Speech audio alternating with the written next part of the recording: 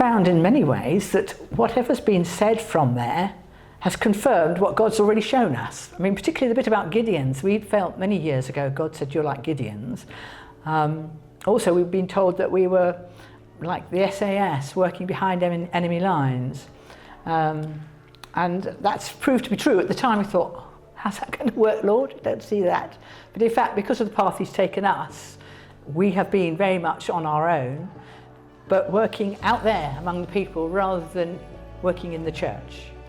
You know, being involved in church life. We do things with the church, yes, and we go to a church, but our heart is very much for everybody out there, that they should know Jesus.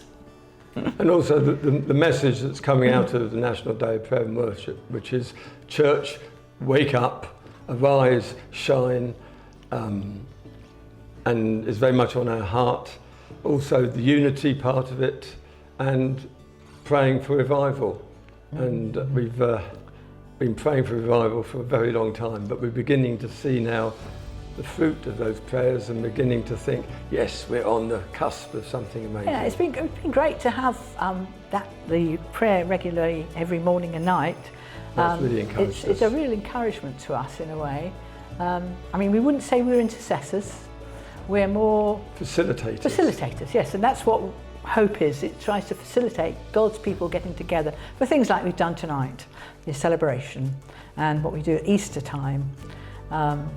With the big Good Friday witness and things like that. But, you know, it's great to be alongside people who really are intercessors, because they show us and open up our minds to how to pray more thoroughly. And also we join with like-minded people. Yes, yeah. And sometimes, it's brilliant. Without saying too much, not everybody necessarily shares our passion in the churches, and so it's great to have like-minded people.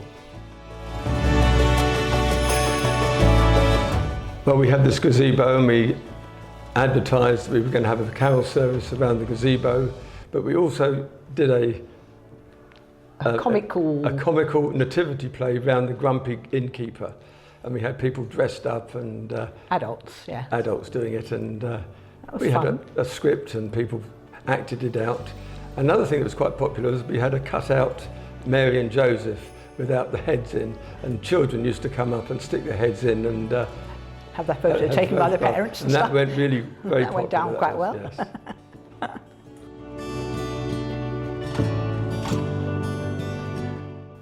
Well, we hope that after Jonathan's been speaking to folk tonight, that perhaps a few more would have a vision for it.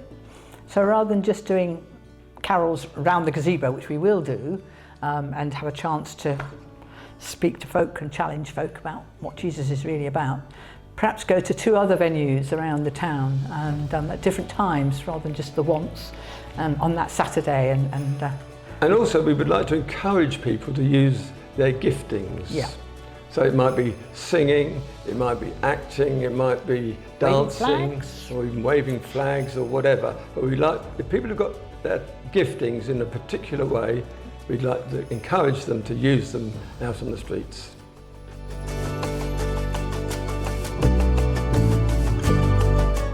They can pray particularly that God's people in all the different churches would get the message that, yes, their church is important and what they're doing in their locality, but outside the church, we're stronger together and we put out a united front. We found when people used to come into the shop or by the gazebo and they say, what church is doing this? And we'd say, well, we're not just one church, we're just a group of Christians. And the smile that just went across their faces, and they said, oh, that's brilliant, how wonderful. Even though they weren't Christians, they thought it was great. So people from other areas certainly can pray for Hope in Bedfordshire, and for breaking down the barriers and increased unity. The dam would burst. The dam would burst, and Jesus would be lifted high. Yeah.